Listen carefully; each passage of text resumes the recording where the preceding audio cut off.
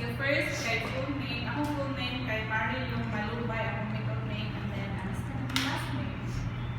Then, birthday, February 27, 1983. So, 33 years old. And then, birthplace, guys, sa Amuara sa Lapu-Lapu. Sa Basak, Lapu-Lapu. And then, hometown, Lapu-Lapu, gihapon. So, boring yung life na rin dito. And then, background, kay Kuan, kaya may graduate sa San Carlos o COME. Mas look mo. COME. Pero sa San Carlos, sa dito for 5 years. And then, after, kay dami ko natrabahoan na ang first kay Metroware, katong sa MEPSA. And then, second, sa tayo, for 6 months na siya. And then, naka 2 months ko, Western Wax Call Center. And then, nagdugay ko sa sites 5 years.